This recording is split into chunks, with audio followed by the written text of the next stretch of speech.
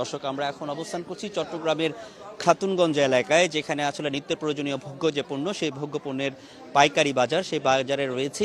এখানে আসলে রমজান উপলক্ষে নিত্য প্রয়োজনীয় যে ভোগ্য পণ্য, সেই ভোগ্য পণ্যের বাজার তদারকি করার জন্য আমরা জানি যে বিভিন্ন সময় ভোক্তা অধিকার সহ বিভিন্ন সংগঠন, বিভিন্ন সংস্থা, সেই সংস্থা থেকে অভিযান চালানো হয়। তো আজকে এইখানে এসছেন সিটি কর্পোরেশনের মেয়র, তিনি নিজে এখানে আসছেন, তিনি বাজার তদারকি করছেন। একই সাথে যেসব ভোগ্য পণ্যগুলো রয়েছে সেগুলোর দাম এবং তাদের সাথে ব্যবসায়ীর সাথে কথা বলছেন এবং বলছেন যে যাতে কোনো রকম অনিয়ম হচ্ছে কিনা সে বিষয়গুলো তিনি দেখছেন। একই সাথে তিনি পরিষ্কার পরিচ্ছন্নতার বিষয়, যে নালা নর্দমাগুলো পরিষ্কার পরিচ্ছন্ন বিষয়, সেজন্য সতর্ক করছেন, ব্যবসায়ীদের সাথে কথা বলছেন এবং বিভিন্ন যেসব দোকানগুলো রয়েছে সেখানে দ্রব্যমূল্যের যেসব বাজার দোকানে রয়েছে। আমরা এখন দেখছি একটা বিষয় এর মধ্যেই তিনি একটি অভিযোগ করেছেন, যেখানে যে রাস্তার উপরে যিনি পণ্য রেখেছেন, এই জন্য কিন্তু এর মধ্যে তিনি কিন্তু একটি শাস্তিমূলক ব্যবস্থা নেওয়ার জন্য কয়েকটা দোকানকে তিনি জরিমানা করার জন্য বলছেন।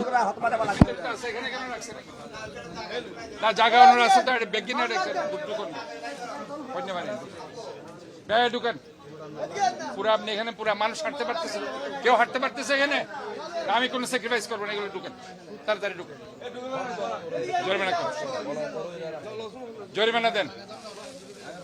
কেন আপনি এখানে রাস্তা একটা ব্লক করে রাখছেন? এটা মানুষ হাঁটবে না, এটা আপনারা কেন, এটা কি কারণে করছেন?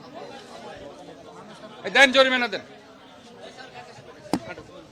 আমরা দেখছি যে এখানে এই রাস্তার উপরে আসলে, অর্থাৎ ফুটপাতের উপরে পণ্য রেখে, যেখানে রাস্তা চলাচলের যে জায়গা, যা আপনি জানেন যে এই এলাকাটি, খাতুনগঞ্জের এই এলাকাটি খুবই গিঞ্জি একটি এলাকা। এখানে বিভিন্ন যে পণ্যবাহী ট্রাকগুলো আসে, দেশের বিভিন্ন জায়গা থেকে আসে, বন্দর থেকে আসে, আবার এখান থেকে আবার সারা দেশে বিভিন্ন জেলায় আসলে এখান থেকে পণ্যগুলো সরবরাহ করা হয়। তো সে কারণে এটি সবসময় রমজানের সময়গুলি সবসময় এই ধরনের একটি গিঞ্জি এলাকায় সবসময় ভিড় লেগে থাকে, একটি যানজট লেগে থাকে।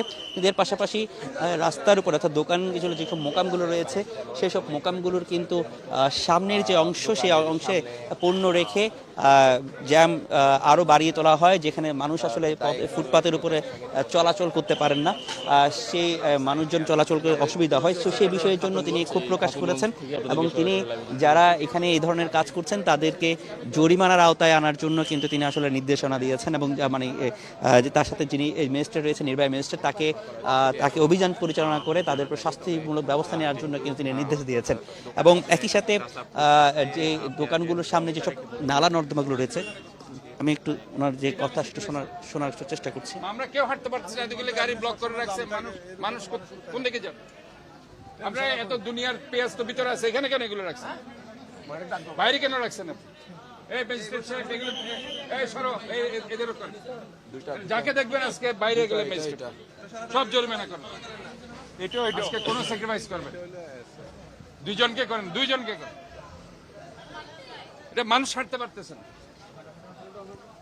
এরা কই? মালিক কই? এগুলো আপনার? এগুলি কার? ঠিক আছে, জরিমানা আজকে, কারণ এখানে আমি কাউকে আজকে বাইরে রাখতে দেবো না, এটা আপনার ঘরের। এগুলি নেক্সট টাইম দেখলে ক্রপ হয়ে যাবে।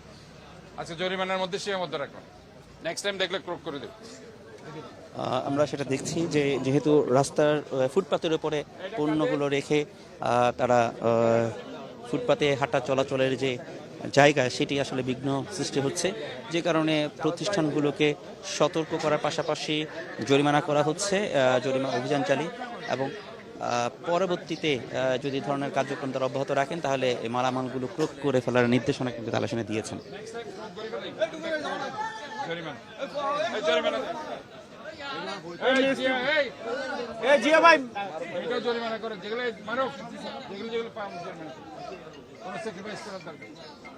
আমি এগুলি কোনো কিছু রাখতে চাই না, সব জরিমানা হবে। নেক্সট টাইম আমি যদি এগুলি রাস্তার মধ্যে পাই, সব মাল ক্রোক করা হবে।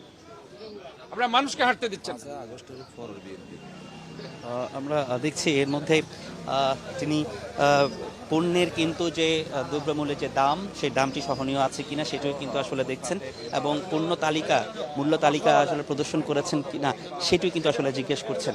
আমরা পেঁয়াজের বাজারে আসলে দেখছি, পেঁয়াজের বাজারে তিনি আসলে আজকে যাচ্ছেন, পরিদর্শন করছেন।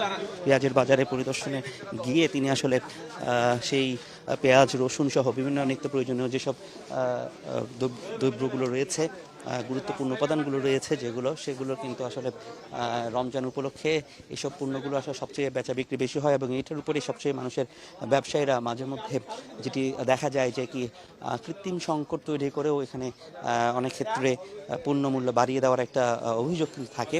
তো আমরা এখানে এসে দেখছি যে আসলে পর্যাপ্ত পেঁয়াজের বা পণ্যের কিন্তু মজুত রয়েছে। তো সেক্ষেত্রে দাম যে বৃদ্ধি পাওয়ার সেরকম কোনো সুযোগ কিন্তু নেই। তিনি সেটি কিন্তু পর্যবেক্ষণ করছেন এবং দ্রব্যমূল্যের দাম কিন্তু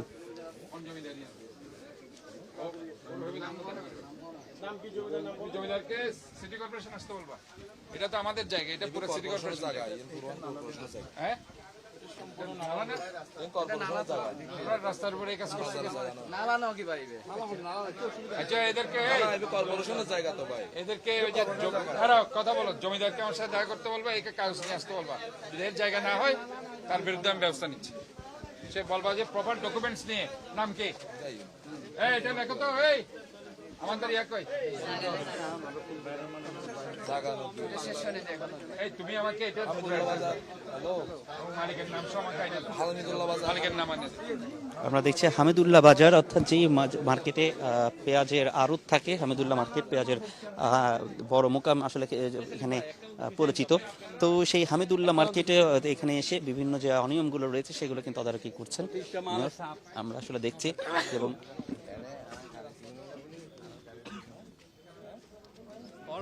পেঁয়াজ এখানে যারা আসলে রেখেছেন তাদের যে দোকানের বাইরে যেসব পেঁয়াজগুলো রেখেছেন বা পণ্যগুলো রেখেছেন সেগুলোর বিরুদ্ধে কিন্তু অভিযান পরিচালনা করছেন। এর মধ্যেও আমরা আসলে দেখেছি যে মূলত আজকের যে অভিযান সেটি ছিল চট্টগ্রামের যেসব পণ্যগুলো আছে, নিত্য প্রয়োজনীয় পণ্য, ভোগ্য পণ্যগুলো সাধারণ মানুষের নাগালের যাতে থাকে সেসব পণ্যগুলো যাতে কোনো রকম দাম বৃদ্ধি করা না হয়। খাতুনগঞ্জের সবচেয়ে বড় একটি পাইকারি বাজার নিত্য প্রয়োজনীয় দ্রব্যের। এই পাইকারি বাজার থেকে প্রতিদিনই নিত্য পণ্যগুলো সরবরাহ করা হয় দেশের বিভিন্ন জায়গায়, জেলায় এবং নগরের বিভিন্ন এলাকায়। তো এখান থেকে আসলে পণ্যের যে দামের বৃদ্ধির বিষয়টা কিন্তু আসলে তারা এখানে দেখেন এবং নজরদারি করেন।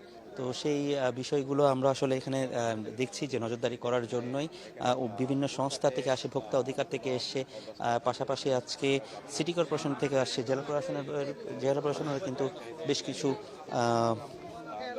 জেলা প্রশাসনের অভিযান থাকে। আমরা একটু হয়তো তাদের সাথে একটু কথা বলবো, একটু হয়তো জানবো বা জানার চেষ্টা করবো যে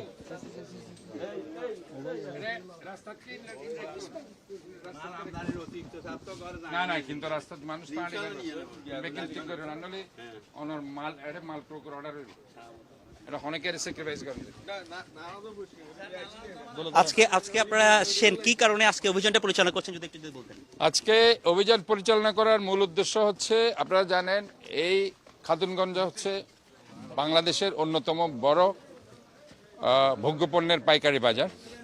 তো এখানে দরদাম সবসময় উঠানামা হয়, এখানে কিন্তু দরদাম উঠানামা হয়। এখানে যদি দর বাড়ে খুচরা বাজারে গিয়ে সেটা প্রেশার পড়ে, প্রভাব পড়ে, যার কারণে গিয়ে আজকে নয়, আমরা কন্টিনিউয়াস প্রসেসে কিন্তু মনিটরিংয়ে আছি, আমাদের ম্যাজিস্ট্রেটরা রেগুলার বেসিস আসছে। আজকে আমি পার্সোনালি এসেছি যে দেখার জন্য। তো আমি ওভারঅল দেখতে পেয়েছি যে তাদের যে রেড চার্টগুলো আছে তাদের এটা আমি চেক করেছি, তবে বেশ কিছু জায়গায় অসঙ্গতি দেখেছি। রাস্তার মধ্যে তারা মেইন রাস্তা যেটা মানুষ হাঁটার সেখানে পর্যন্ত তাদের ভোগ্যপণ্য রেখে দিয়েছে। তাদেরকে আমি ম্যাজিস্ট্রেট সাহেবকে অর্ডার দিয়েছি, তাদের বিরুদ্ধে জরিমানা করা হয়েছে।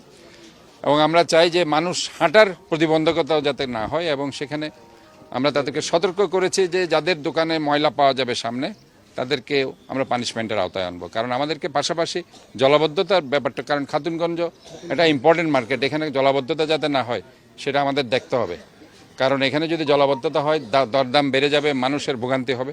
কাজে এই জিনিসটাও তাদেরকে বুঝতে হবে, কোনো ধরনের যাতে ময়লা আবর্জনা যত্রতত্র না ফেলে, এবং অন্য জায়গা থেকেও যদি ওনার সামনে আসে ওনারই একটা ডাস্টবিন তার ছোট করে রাখতে হবে, যে ময়লাগুলো ওনার নিজ দায়িত্বে রাখতে হবে। এই দায়িত্ববোধটা আমি মানুষকে অ্যাভয়েড করতে চাচ্ছি, যাতে করে তাদের মধ্যে এটা গ্রো করে।